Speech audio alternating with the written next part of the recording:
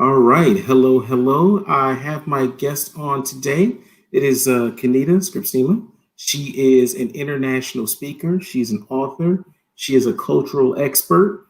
Um, this is going to be a really great interview. So before we get into everything, let me go ahead and play my quick intro, and we're going to dive right in on how to win with everything, how to win at everything with Kinita.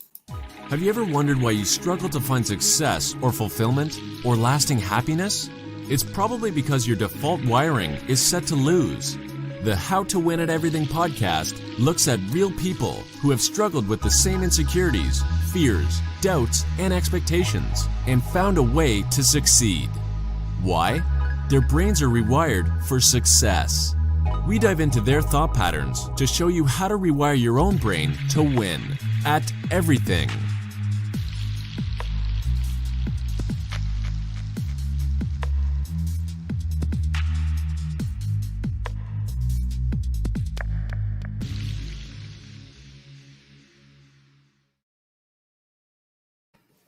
So, hello, hello, welcome, Hi. welcome.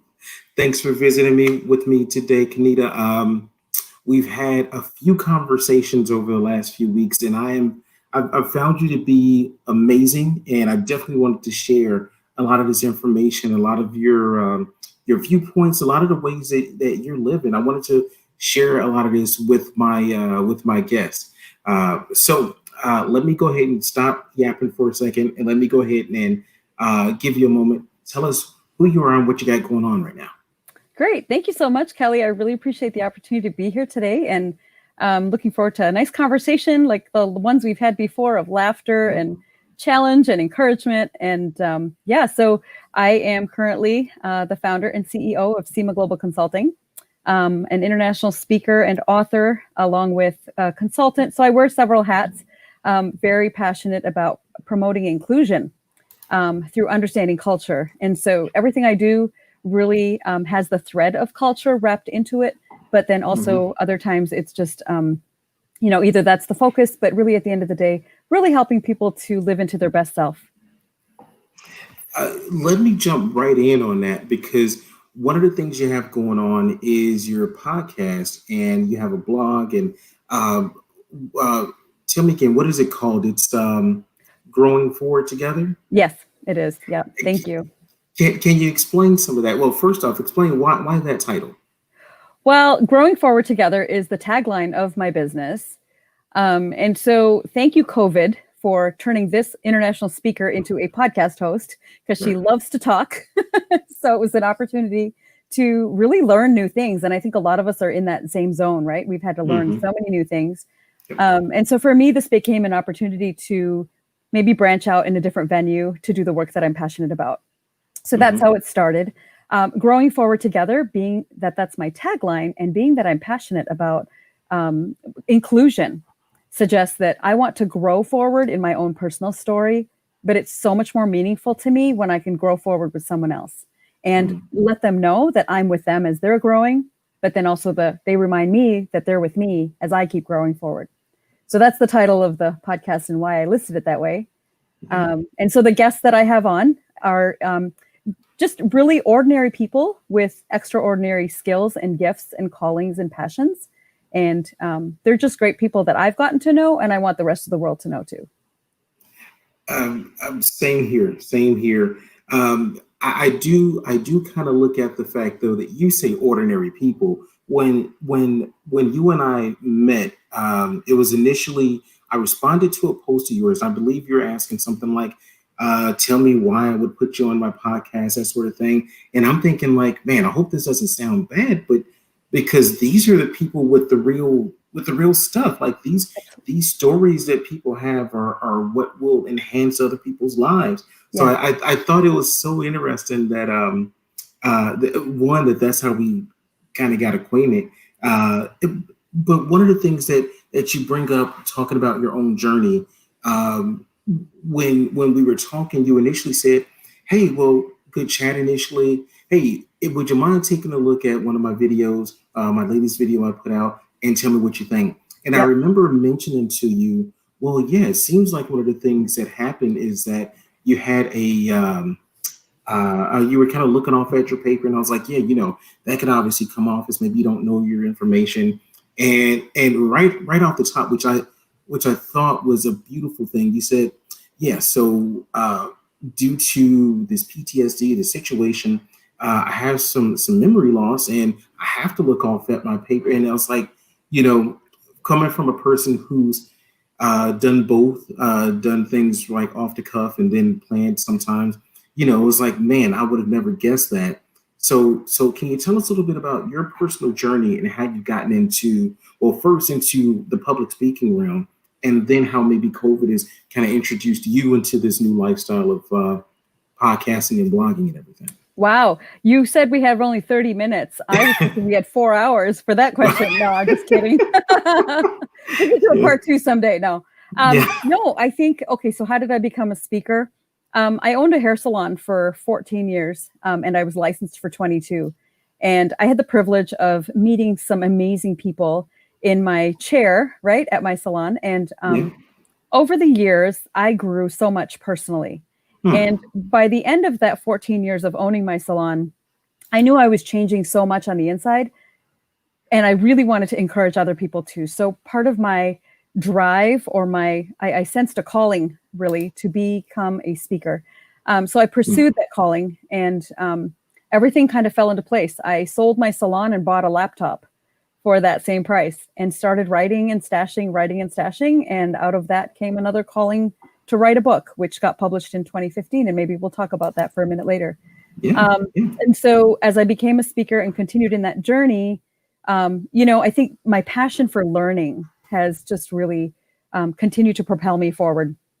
And then also my faith in Christ has really helped me to feel more grounded and continue to learn about myself, but also the world around me, and just be that much more compassionate, that much more understanding, and continue to want to share that with other people.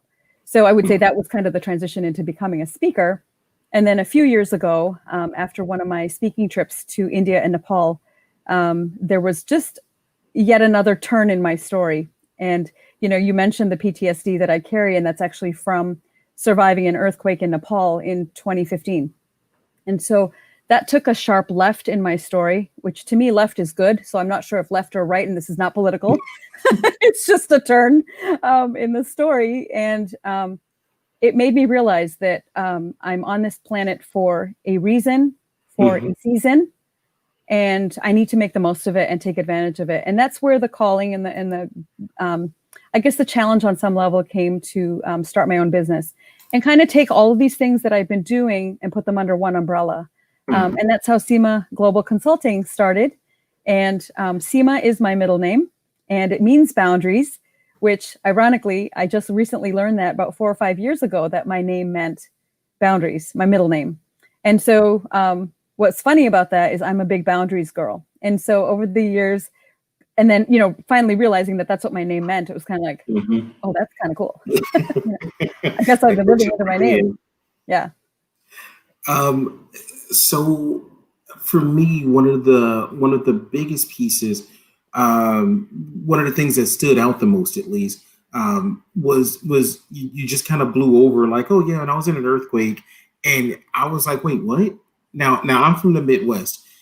We typically don't have anything like earthquakes. We may get a tornado, but I'm in Chicago, in the city, so we don't get anything like that unless you're way out.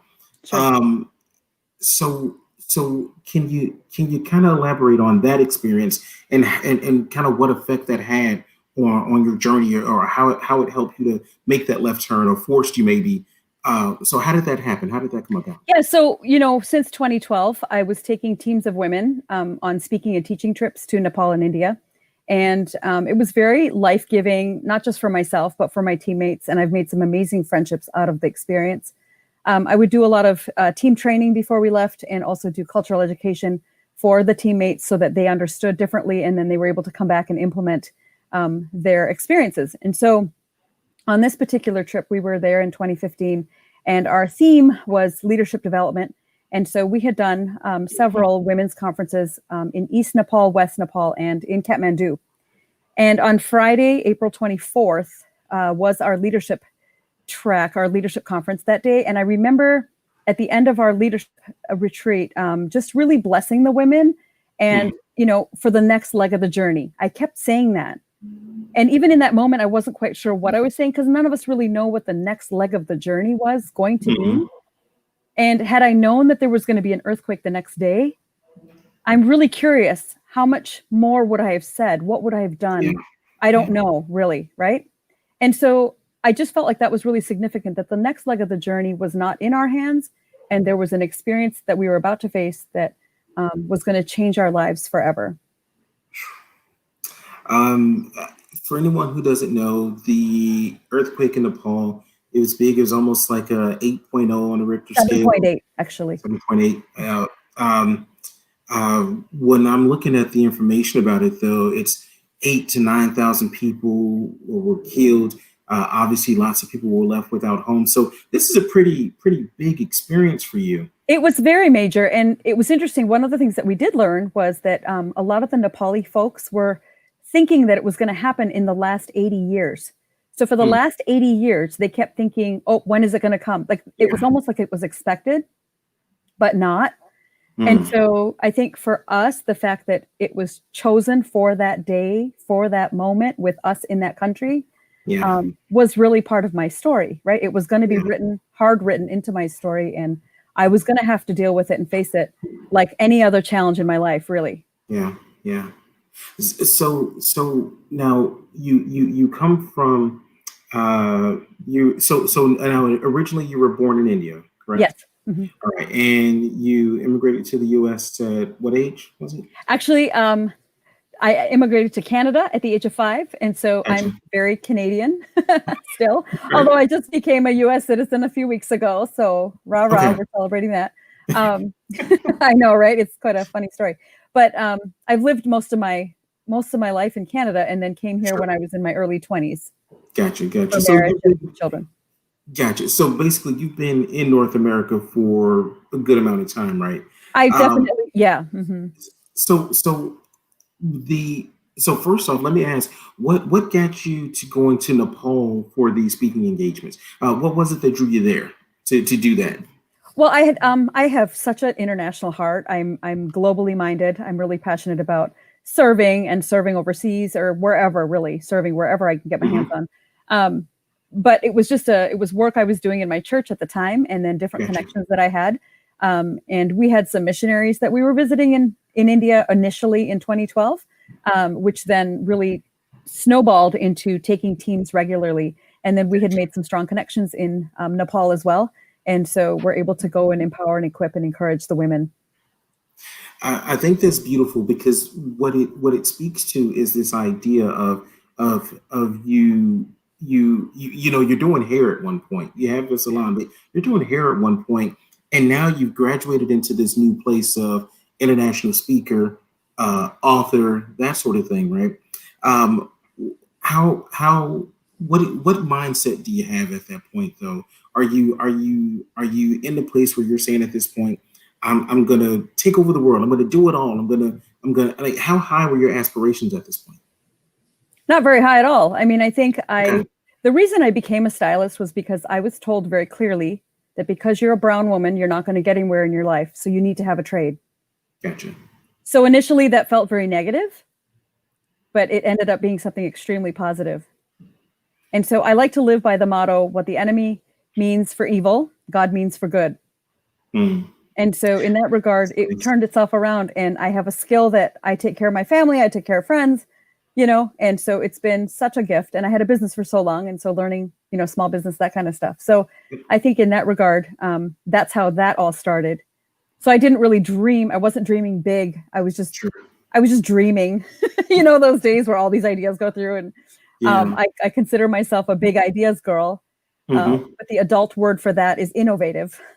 Right? So, I as the older I got, the more I realized and learned how to innovate in healthy ways and, work smarter, not harder, surround myself with the right people who saw good in me. Those were some aspirations, right? Surrounding myself with people who saw my heart more than just me as my skin color or me as a woman, with gender conversations. I just wanted to be seen for my heart, and therefore I was seeing other people for their hearts. Now, let's talk about that a little bit. I want to unpack a little bit of that because, especially with the current environment, racially, culturally, gender-wise, there's a lot of stuff going on, and there's a lot of places where you almost feel trapped. You almost feel trapped based on a lot of those different things. What are you thinking about when you're hearing that information initially? When people are telling you, well, you know, you don't fit into our Indian culture, or you don't fit into the Americanized culture, or you don't fit. How do you initially take that information? Well, I initially am very thankful for the work that God has done in my heart, because I was very angry for so long. And a lot of that anger was stemmed from the racial experiences that I had moving to the US. Through well-meaning people that just didn't have the right information, right? And so that's what I draw from. But I also think, for the most part, you know, everybody's narrative is going to be different based on what they're experiencing. So for me to kind of speak into that is going to come out of my own narrative.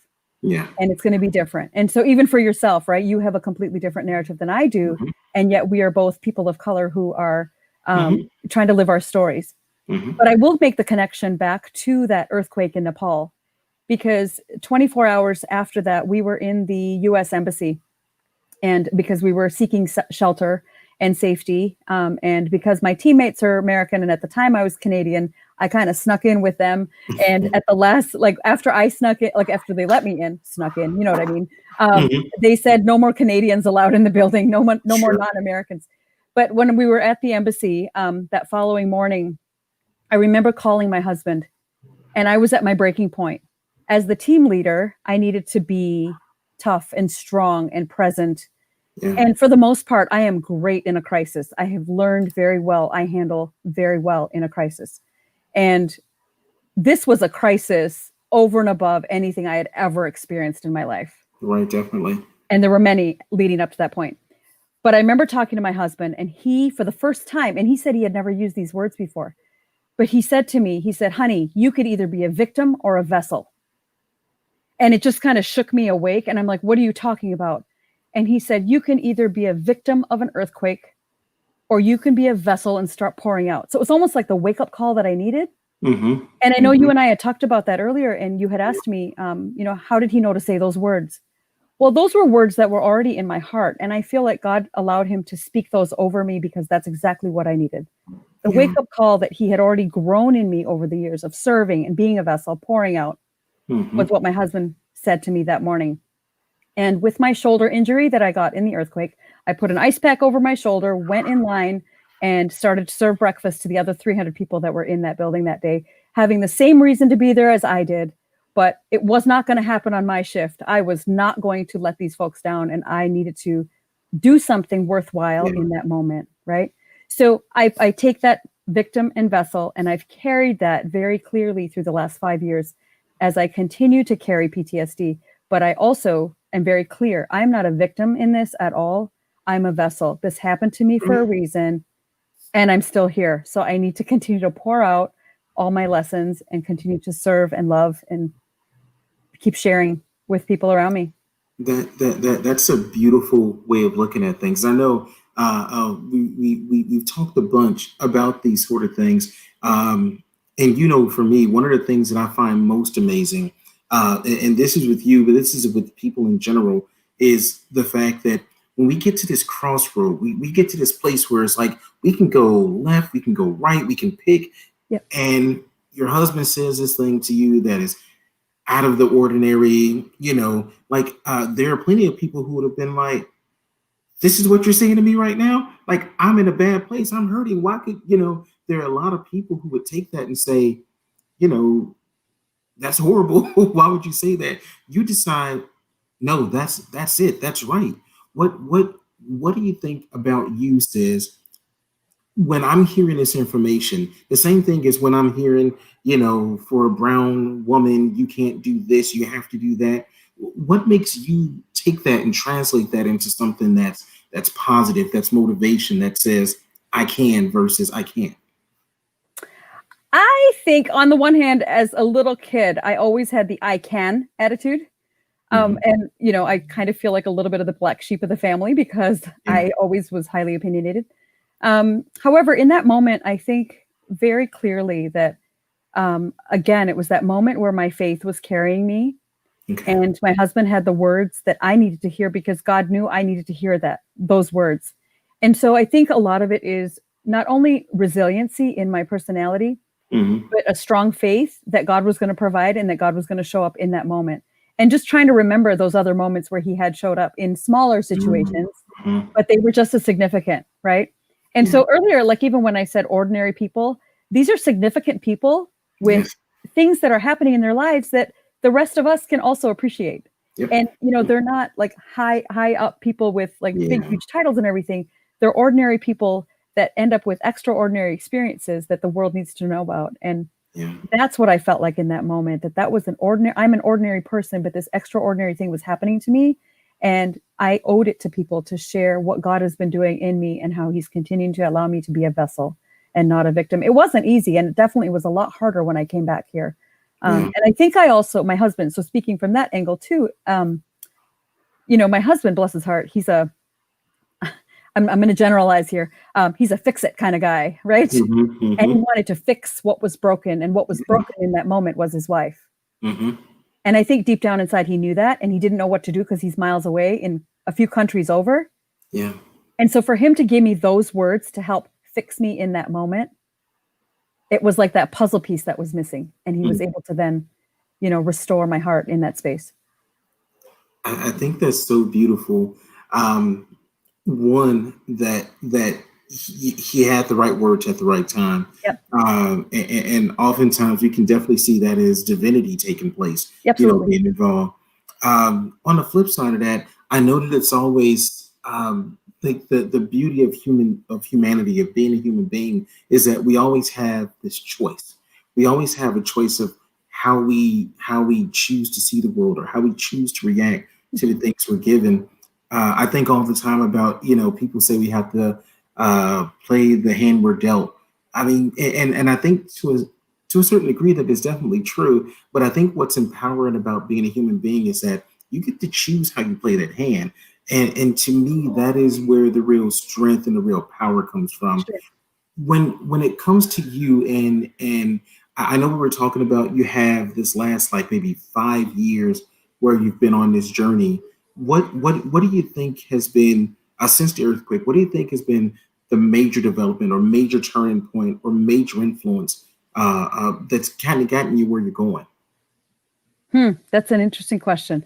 I would say, okay, I know it sounds like a broken record, but my faith is always the thing that carries and leads me. Definitely. Yeah. However, with the experience and, working through the PTSD and really realizing that, okay, if this is a thing, if you will, that I'm carrying in my story, how am I going to steward it? Where do I need to steward it? Right? What is my experience going to be as a blessing to somebody else? Great. I want to be that blessing. I want to pour out. So the last 5 years, not only have I learned how to not give in to the PTSD, and it's very hard. It's also a way for me to go, oh, there's a blessing in this. There's I can kind of keep that positive. It's not just having a positive attitude. There's an internal fight of like, nope, we're not going in that direction. You're getting yourself out of bed. You're going to go do this. Like, I have to do that. So having said all that, what it has also revealed, and this is the yucky part, and I know this is live and I have no clue who's watching it, so forgive me in advance. It has been such a lonely journey. Not having people in that mess with me when it gets ugly. Yeah. Right? Or those that said that they would be in it have forgotten about it completely. Sure. Yeah. And so that has been painful. And yet I understand, because part of it is a cultural thing. And so that kind of connects me to the cultural work to say, I've had to really do some deep dives into understanding not only my own culture, but the culture I live in. And then I'm able to forgive, and I'm able to release them from my anger and my frustration. And then I can continue to heal. So you open up a big bag there when we start talking about other people and so the PTSD is yours and it's personal, Yep. But dealing with it in relation to other people, how does that work? Because with the fact of feeling abandoned or alone or separated from, there can come a lot of resentment, a lot of, and working in coaching, we're dealing with this thing with relationships a lot. Yeah. How have you dealt with that? What gives you the feeling of being okay with where other people are or aren't? I think I hold very close to my heart the fact that, God accepts me the way I am. I need to give that acceptance to other people. Mm, God forgave me for who I am and what I've done. I need to offer that to other people mm, freely and not hold it back. Right. So I need to live with that. I choose to live with that constantly. So I don't hold on to that stuff because I really want to heal. I mm, don't think I'll heal 100% this side of heaven, but I'm learning how to manage those things in my story. And 5 years later, I'm probably 85% better than I was when I first yes, experienced that earthquake. mm, Right. So when I'm talking about the PTSD and people, it's messy, right? I'm saying, mhm, okay, so for example, we've seen on social media, it's mental health month, right? mhm. Call out, hang in there, like, call somebody, don't go the road alone, that kind of stuff. I'm like, okay, well, those are great, cheerful Yeah, things. catchphrases. But here's the thing. If you understand depression, if you understand PTSD, if you really truly understand mental health, you'll pick up the phone and call that person regularly. Yeah, And you'll make sure you step into the mess with them. If yeah, there's somebody that has given you permission in that space, right? Does that make sense? Like you have yeah. a relationship with them. And I think that's where we're getting it wrong. We're not stepping into messes. We're just putting posts up and we're saying, you call us, right? And if there's anybody out there listening that is experiencing depression or PTSD or any form of mental illness and, is struggling, first, definitely confide in someone so at least one other person knows what you're going through, Yeah. but continue to do your own personal work. Mm. When so let me ask you this. When because you bring it up, and I think it's a great point, um, how can any of us, each of us, uh, be that person? And I know you said pick up the phone, but there's obviously some barriers to doing that because otherwise everyone would be doing it. Yeah. How do you, first off, what do you see as the barriers? And then secondly, what do you think is the way, how do you get over it? So I think sometimes the barriers might be cultural, right? So say, for example, somebody is aware that their friend has depression, just for an example, and Hmm. that somebody is private and individualistic from a cultural standpoint. Yeah, yeah. They themselves wouldn't want anyone to bother them or to come into that space. They would want to take care of it themselves. Well, Mm, that's what they're giving that other person now. They're giving that true. person their space instead of stepping into the mess with them. Hmm. Hmm. So it's really important to understand what are the needs of that person and do you have permission to go? So if someone is actually sharing with you that they're struggling with depression or their PTSD or whatever the case, write it down somewhere, put it as a reminder so that you're intentionally engaging with that Hmm. person. Hmm. And then that person has the privilege and the opportunity to be an overcomer. And that's what I want people to feel like, that they are an overcomer in their mess because they're acknowledging the people that are walking with them and helping them in that mess, but they also are doing their personal work, right? What do you say to the idea of people who maybe aren't as maybe even aware that Yeah. there's personal work that's needed, or if they are aware, that can cause a further dive into depression if you feel powerless. So how do you get past it? How do you get on that journey? Well, I don't know that there's any one size fits all, really, to be Sure. honest. I think it's really important that people are very self-aware of what is good for them, what's not good for them. I'm definitely not a medical expert, and I Sure. think it's important for them to be communicating to their doctors, to their counselors, trusted friends or family members. Definitely open yourself up to at least one other person that can kind of help you on that journey to go forward. For me, journaling has been great. I've been able to talk to some friends. I've been able to appreciate safety in some relationships. Yeah. The circle has gotten a lot smaller in the Yeah. last few Yeah. years. That's okay. It's all part of the process, I guess. But just, I would really encourage them to continue as they're aware of different things, that they're able to grow forward, find resources, make the connections, start somewhere, start anywhere. Well, and I'm sorry, I didn't frame this first. I mean, mainly from a cultural point of view, because obviously African American culture, there's a big stigma on things like mental health, Yeah. or there's a big stigma when it comes to uh, uh, getting therapy, or even talking about things like abuse, or things of that sort. So, with your work in culture, education, that sort of thing, how can we who are in these cultures kind of step outside of that to start maybe asking for help, or even identifying other people who need it? Yeah. So, great asking question. I have a workshop that I actually do to help people understand culture and get behind skin color. And Right, so it's a form of promoting inclusion through understanding culture, right. right? And so if somebody is individualistic and private, now they can learn how to be more inclusive.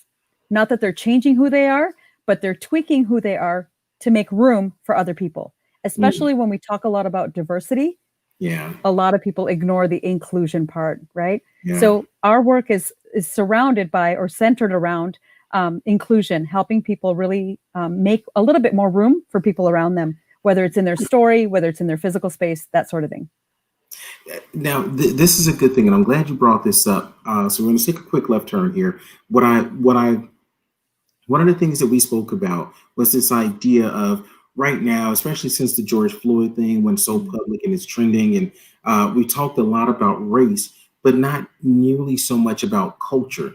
Right. Give me an idea, because I know we talked about this, but I want you to explain it for our audience. What's the difference, and why is there a need to explore culture also? Well, first of all, I think both of them are needed. There are two separate lanes. One is the race conversation, and one is the culture one, in my opinion. Perhaps people will disagree with me, and that's absolutely fine. Hmm. But the race conversation basically keeps us in the lane of looking at each other's skin color. And a Hmm. lot of people make up their mind and they walk away, right? So Yeah. that their biases start to build up, or they stay in the relationship and their biases are building up, and then they're kind of living out of that. They're hurting Hmm. other people. It's not helpful. And that goes for folks that are, white or non-white. Hmm. The Hmm. culture conversation, on the other hand, allows us to get beyond skin color and look at the person's heart. Part of our workshop, what we do is we start with asking the people, where did their story start? And then we do a progression through the workshop. And by the end, they realize that they have different cultural nuances on the inside. Hmm. And so for me, for example, I'm East Indian, but I grew up in Canada. So the people that have met me in the US here are, in some cases, wow, she's really direct. I don't like that she's direct. Well, Yeah. that's my Canadian side a little bit, not so much my hot climate Indian side. Sure. So there's a misunderstanding, right? So if it's just strictly you're a brown woman and I don't like you, go away. Okay, that's race. Hmm. Okay, so if we want to have a more unified experience in our relationships, it's really important for us to look beyond the skin color. I'm not saying color doesn't matter; it totally Hmm. matters. Hmm. But what I'm saying is our hearts pour out from our mouth, pour out from our eyes, right? So what's in our hearts will come out of our mouth and come out of our eyes and come out of our actions. And Hmm. so we need to understand what's the core cultural stuff that we're hardwired for in our hearts. And once we understand that, then we get to make more room at the table, and we make more room at the table to be more inclusive. Hmm. I like that. I like that so much, and I like the explanation because I know that it's such a hot button topic, especially now. And I know that it's a case that it becomes almost like if you're for racial justice, then you can't think about anything else. But I do love the idea of us saying, "Hey, culture allows for us to open this conversation up, one beyond black and white, Absolutely. because it's obviously a much bigger conversation. Hmm. And two, once we get past um, complete skin color, like you mentioned, it is more about if you understand culture, understand where people come from, it does change the conversation now Yep. to being able to empathize and open up. So not just that I see your color, but I do understand. Hey, well, this is where you come from. This is where you're. This is the way you've grown up. This is the culture you're in. So yeah, you may see things a little bit different, and I do think it really does allow for us to have more space on a social level.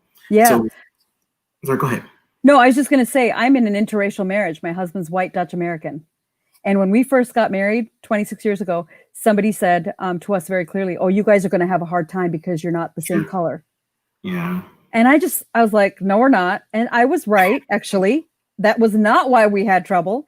It was because he grew up in a culture that was polar opposite to what I grew up in every sense of the word. Yeah. And we had to learn how to meet each other in the middle, right?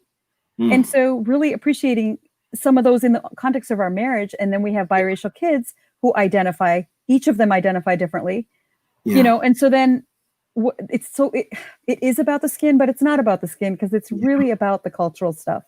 Yeah.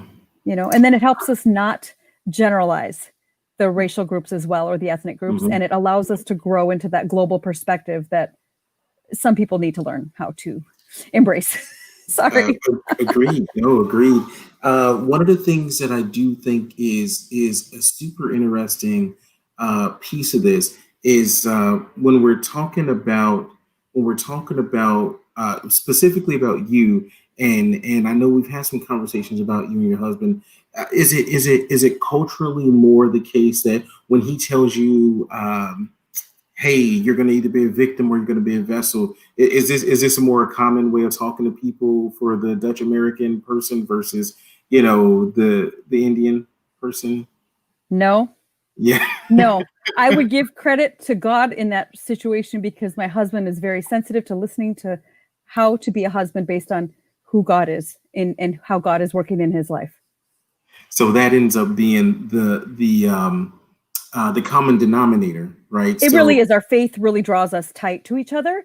But our passion for culture, our passion for diversity, our passion for global experience and humanitarian things is also, kind of well-rounds that. Well, thank you. And I also think that that's a great point to mention. One of the things I want to throw in, can you see the comments on your side? I am seeing some of those comments. Okay, thank you, folks. good. You guys are so generous. Yeah. We need to judge on kindness and good people. We are all equal and we all love the same. I do think that sort of thing gets lost when we're only talking about race. And really it becomes a case of us talking about how we can be more empathetic.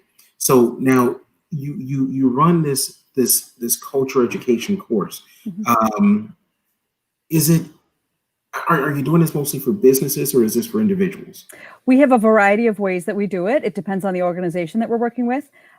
So when I do my coaching, I do transformational coaching. The central part of that coaching is the cultural work. So that individual starts to really tap into what's going on in their own cultural wiring, but then also making connection to their emotional health as they transform through their own experience. We also work with groups that have, like church organizations, other nonprofits we've worked with. I did some work for a local foster care and adoption agency here because part of our workshop is called, or one of the workshops that we do is called The Impact of Culture on Trauma. And so how that comes from a very personal space, but it's an opportunity to help equip and empower other individuals to realize that their own cultural bent is actually adding to the other person's trauma. So I don't typically do groups. I'm usually working with individuals. How are you finding groups to take on this idea when you really almost force them to address their own bias? How are you seeing people react to that? I think, they've been reacting really well, and I would say they're responding really well. They're taking in the information and they're trying to implement it the best way they know how. But this comes over a long period of time, right? And a lot of change and that sort of thing. I think it's a little shocking to some folks to say the statement that I said that, my culture will cause your trauma to get worse or will add to, and the truth be told, none of us are perfect and we're all going to carry negative sides of our culture groups, right? And we need to harness those and we need to make sure that we're coming to the table, having done our personal work as best as we can, and then being truthful and open and honest. And so I feel like a lot of these groups that I've worked with have been really encouraging, and that's part of their goal. They're not doing the one and done. They're really interested in learning to love their neighbor, and in simple ways. And so we've really simplified the workshop so that it's easy to digest, I guess you could say. Yeah. So look, I don't want you to give away the golden egg here, but can you kind of explain what that looks like? You said how to love your neighbor in some simple ways. You also mentioned the phrase of making space for people. How do you explain that? How does that work? Or can you give us some general ideas of how that happens? I think it starts with you, right? And I would say me. First, it starts with me. I need to understand, what is it that I'm bringing to the table? What is my value? What are the things that I have in me that could be offered up as a blessing or an encouragement to somebody else? So understanding, being self-aware of my wiring, being self-aware of what is my story. Like, we could be here for hours with the stories I could tell you about the messages that were given to me about my identity, right? When I first came to the US. And had I stayed in that, you and I would not be talking. We might have passed each other when I'm in my rubber room at some healthcare facility, right? But I think I got past those messages. And I think what we end up realizing is people aren't very self-aware. No offense. It simply means that from a cultural standpoint, a lot of folks feel like when there's strength in numbers, we're all the same. You're the odd one out. And so it's really important, self-care. So self-care is a big part of what we talk about or self-awareness, is what we talk about a lot in that work.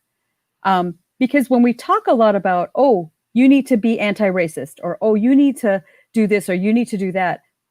Often people are sitting there going, yeah, but how? How do I do that? And we're saying you have an arsenal inside of you that you'll be able to tap into if you understand how to unlock it. And we want to help you unlock it, whether you're an individual or you're a group, because we really want people to feel more united rather than divided. Now, that brings up an interesting thing to me, because this is one of the things that I probably fight with people about the most. Self-awareness is not necessarily natural, and it's for sure not the easiest thing for people to get into. How are you opening that can of worms with people?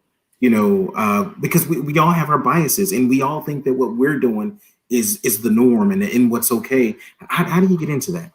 Well, sometimes it's simple as, hey, you know what? When this happened, it hurt me. I felt ignored when this happened. Or when I expected this, right? Thinking in cultural terms, then I expect that my friends will hear me. And so kind of opening the dial, finding the risk, taking the risk, I guess, to start the conversation is probably one way. Sorry, my ADD is distracting myself to the the notes. That's okay. I'm sorry. I'm right here with you. Yeah. Same thing. So when I hear this, I was just in the presentation, I want to say last week, but with Deanna Singh, and she makes this beautiful point about this having the need or the ability to be vulnerable in some sort of way, so that now you can open up that space to say, this hurt, or I didn't like this, or I didn't appreciate that, and being willing to take that risk, understanding that also opens you up for maybe further hurt. When I'm hearing you talk about this stuff, you sound so naturally tough and capable. And I'm assuming that if you're like most of us, it probably isn't always the case, and it probably didn't come natural. What tools or what ideas, what do you think about that get you into the place where you can say, I'm going to go ahead and look at this differently. I'm going to accept this and still step up or still call it out? I've never really thought of that before, so I'm going to attempt an answer. Yes. I think, you know what? I don't want anyone to be as bad off as I was back in the day. And because I've learned as much as I've learned, I just want to pour that out. And so I think really helping when I care for my friendships, when I will, bring some of that up, and in hopes that they want to learn. Sure. But part of that process for me is, prayer is a big part of my story, as I said earlier. And so really praying about it and saying, is this a person that is really interested in growing forward, or are they just check in a box. Yeah. And I feel like for the most part, I'm discerning that there are a lot of people in my life that just want to check a box. No offense. Again, it's just what I'm observing. Yeah. And I won't argue. I won't fuss and fight. Yeah. I'll just kind of wait That's and their have choice. dialogue. Yeah. And just kind of keep growing forward. And when those opportunities come, I take them with everything that I've got. Now, have I had vulnerable moments that have been really painful? Absolutely. Yeah. Right. But you get the privilege of stepping in my story today. Yeah. I'm glad you weren't in my story like 6-8 years ago. It was a rough road. Sure. Right. And so Sure. I think to say that the work is going to be hard. There are going to be some horrible days. It's important to keep being honest with ourselves about all of it and continue the journey forward. If today I take one step forward, that's a huge plus. But if I'm able to take 10 steps forward, I deserve a huge break the next day. So I mean, just figure it out for yourself. I do think that is a beautiful and positive way of seeing this. One of the things that I recognize is that it's it really is a tough thing. It really is a hard thing to say, let's take that step. I know for me personally, I've tried to open this up to so many people. I have friends, I have people that I associate with of all different cultures, religions, backgrounds, orientations, all of that sort of thing. And one of the things that I found to be super helpful is that I'll tell people right up front, I am certain that I have said some of the most foolish, ignorant things. And Sure. I'm just going to put that out there for you. Yeah. I'm going to say, I know that I probably made some bad remark racially or against someone. And it was either out of my ignorance or out of what I thought was funny or blah, blah, blah. And I'm going to own up to that. I'm going to tell you right now that is me. So now you can tell me that, hey, well, I always felt like this or that. And now we can start having a conversation. Yeah. So I do think that there is a measure of courage you have to have. But I do think that it is probably sorely lacking. We're both on LinkedIn. I know we go through some other social media sources, but LinkedIn is typically we're all working on our businesses and that sort of thing. So it has an air of professionalism. Do you think it's possible to be that vulnerable and that sort of open on a platform like that? It's working for me so far. I don't know how else to be, but to be really open and honest and kind of wear my emotions on my sleeve. I feel like I've kind of, I laugh when some people say I've done that my whole life. Well, I don't really know what I did as a kid, but I've always been opinionated and carried my heart on my sleeve. And so it's important for me to make that heart connection, even in the conversations. Right. And so remaining vulnerable, being open, I think, for me to say, oh, I'm trying to be humble. I'm not even going to use the H word. That's not what I'm trying at all. I just know that I want to be vulnerable. I want to be open. I want the other person to see that, hey, I'm willing to go there. You want to go with me? Yeah. Right. And that's the growing forward together part. Yeah. It's really interesting. I just I saw a post earlier and they were talking about leadership, and it really struck me as odd that we're just now getting to a place, especially in the corporate world, where leadership is starting to mean something more than just bottom lines and staying in black and that sort of thing. I feel like leadership has a lot to do with this idea of everything that you touch, everything that you affect should be a part of what you're accountable for. Yep.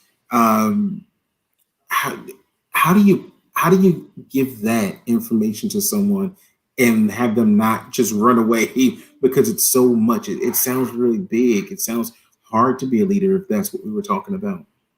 Well, I think if, our stories are going to shape us, and if somebody is afraid of a statement like that, then I guess the question is, are they really a leader? Right? So if they're not interested in really learning and going deeper and growing taller, if you will, then, that's part of that leadership development. We're developing as leaders, and it's important for us to be open and vulnerable. We had a saying, my husband and I were youth leaders for several years when we first got married. And we had a saying that clients, a student will only go as far as the leader is willing to go. And so we just kept embracing that in our personal story, in our ministry story, in our workplaces. And that's what was really important. So my mindset is really about you're only going to go as far as I'm willing to go myself as a leader.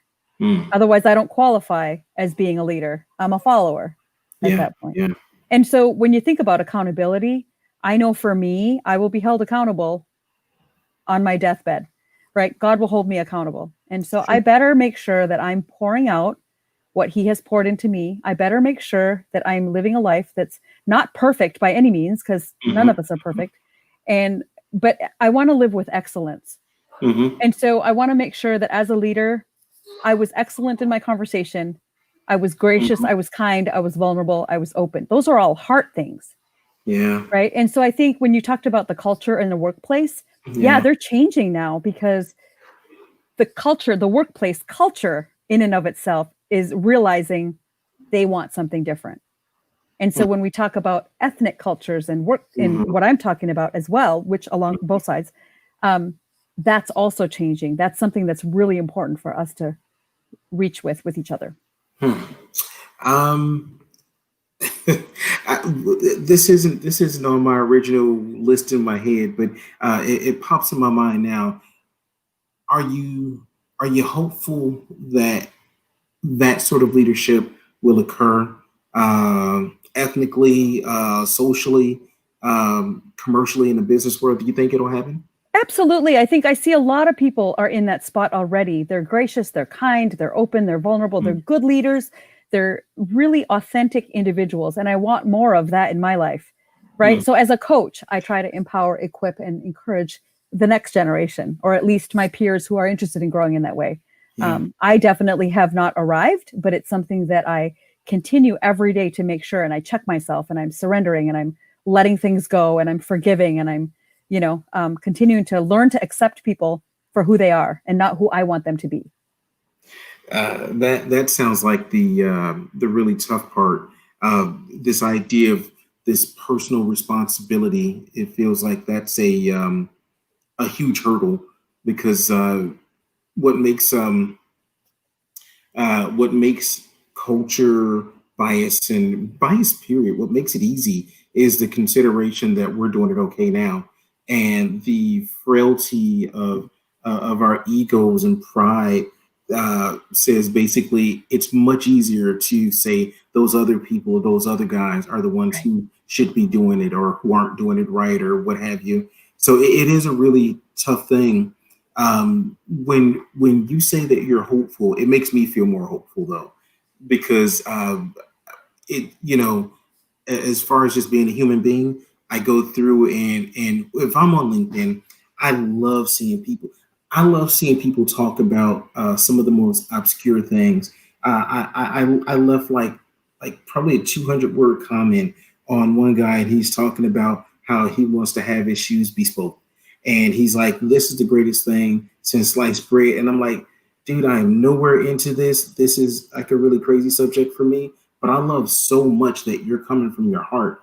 And in my mind, it means that if we celebrate that sort of authenticity, if we celebrate people being, if we celebrate normalizing imperfection, because who's going to get it right? Like, let's stop pretending. If we normalize things like mental illness, I have ADHD, and I know that I have to take meds for it, or I am bouncing around everywhere, and it is really hard to focus. And me saying that out loud to other people now gives everybody else a chance to say, oh, well, I have this, and but I got to tell you, like, the fact that when I hear someone else who I respect say, yeah, I do, I see it happening. I see good things happening. I have an expectation that it will get better. It really does help for me. Yeah. So thank you.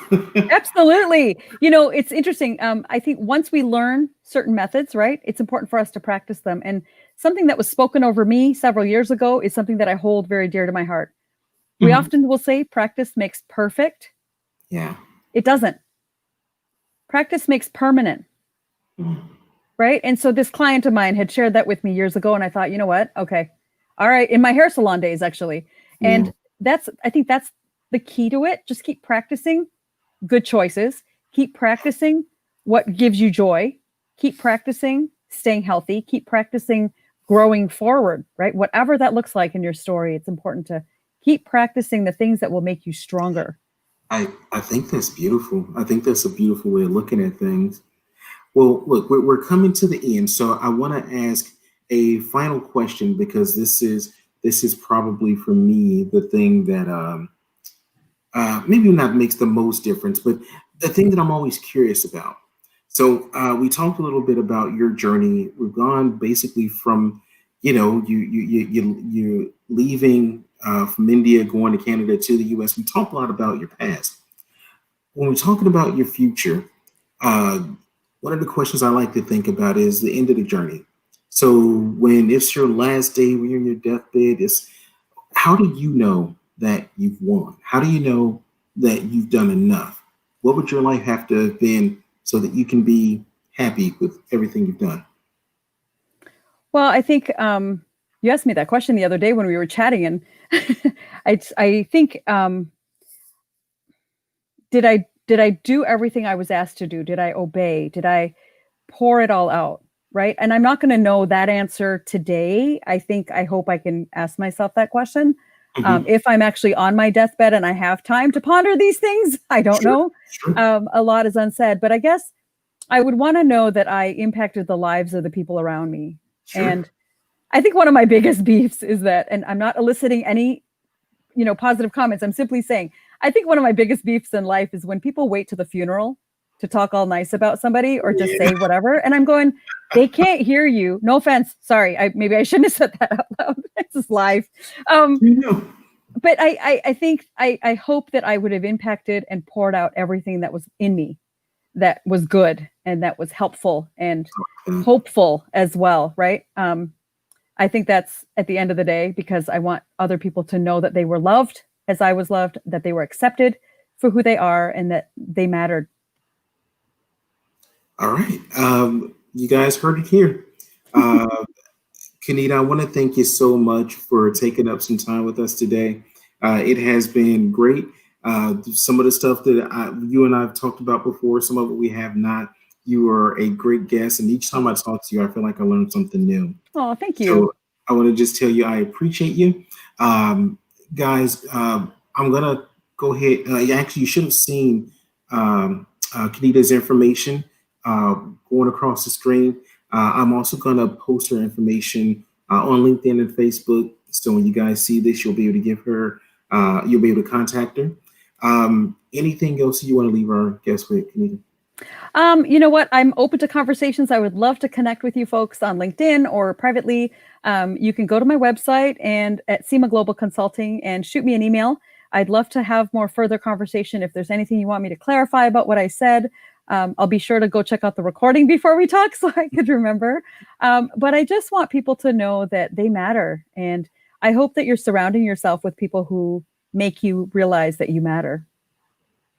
All right, thank you so much. Seema, hold on. Kanita, hold on one moment. What I'm going to do is I'm going to play my cheesy outro. Guys, thank you so much for tuning in Thanks, on guys. Facebook, on LinkedIn, on YouTube. Thank you all so much for your comments, and we will see you guys next week. All right, and if anyone wants to reach me, that's my website, bethinklive.com. Feel free to reach out at any time. All right, thank you guys so much, Thank and you you. have a great one.